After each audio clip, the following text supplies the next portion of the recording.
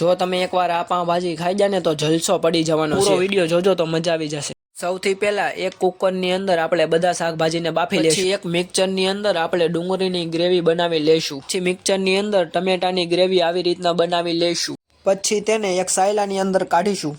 એવી રીતના આપણે બાફેલા શાકભાજીની પણ ગ્રેવી કરી લેશું. આપણી ગ્રેવી થઈ જાય પછી એક કડાઈની અંદર 3 પાવડા તેલ એડ કરીશું. ત્યારબાદ તેની અંદર આપણે 1 ચમચી હિંગ એડ કરીશું. ગ્રેવી કરેલી ડુંગળી, ગ્રેવી કરેલા ટમેટા એડ કરીશું. ત્યારબાદ તેને મિક્સ કરી લેશું.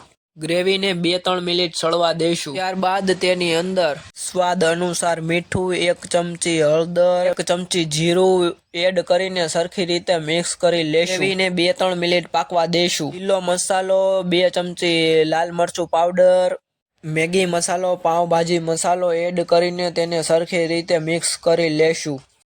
ત્યાર પછી આપણે તેની અંદર બાફેલી શાકભાજી એડ કરીશું. ત્યારબાદ તેને સરખી રીતે મિક્સ કરીને 5-7 મિનિટ સુધી પાકવા દેશું. 5 મિનિટ પછી આપણી પાવભાજી પાકી જાય એટલે તેની અંદર કોથમરી એડ કરી લેશું. તેને સરખી રીતે મિક્સ કરી લેશું એટલે આપણી પાવભાજી બનીને રેડી. કેમ આવી ગયું ને મોઢામાં પાણી? જો તમે આને પાવની સાથે ખાશો ને તો ભાઈ અલગ જ જલસો પડી જવાનો છે. આવી નવી રેસીપી જોવા માટે અમારી ચેનલને સબસ્ક્રાઈબ કરતા જાઓ.